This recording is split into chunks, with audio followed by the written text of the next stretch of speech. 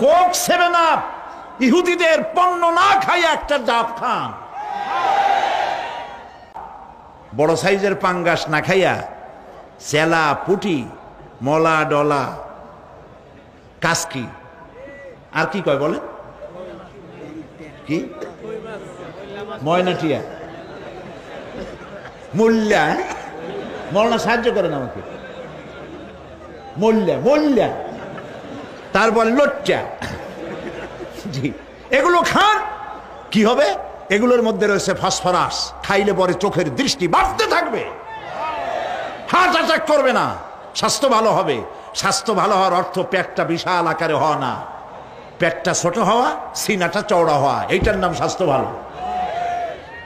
সেই জন্য আল্লাহ রাব্বুল আলামিন এই পৃথিবীতে মানুষগুলিকে সুন্দর করে সৃষ্টি করে তার খাওয়া, চলা, ফেরা, ওঠা বসা সব কিছুকে একটি নিয়মতান্ত্রিক পদ্ধতিতে পরিচালিত করেছেন।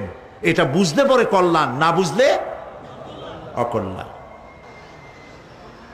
ঘুষের টাকা দিয়া বড় বড় পাঙ্গাস খায়, খাসির চর্বি খায়, পেট খান ফুলতে ফুলতে 2 খান তরমুজের সাইজ হয়ে যায়। কিছু কিছু লোক দেখা যায় বেল পড়ছে, বেল্টে কান্দে যে আল্লাহ ফাটিয়ে যাই কখন। হালাল খান, বড় বড় পাঙ্গাস খাওয়া বাদ দেন, যা বেতন পান এ দিয়ে পাঙ্গাস কেনেন কেমনে? বিশাল পাঙ্গাসের চর্বি, খাসির চর্বি, এগুলো জম্মের মতো খাবেন, হার্টের ভিতরে করোনারি আর্টারিগুলি চর্বি দিয়ে ব্লক হয়ে যাবে, 2 দিন পরে অ্যানজাইনা শুরু হবে, হার্টের বেদনা, তারপরে বাইপাস অপারেশন। সুতরাং ওগুলো খাইয়া হারাম, খাইয়া কোনো মজা নাই। কম দামের জিনিস খান, যা হালাল বেতন পান, কম দামের জিনিস খান, কচু শাক খান। হাসতেছেন আপনারা? আরে ভাই, কচু শাকে 100% ক্যালোরি, কচু শাক খান বেশি করিয়া।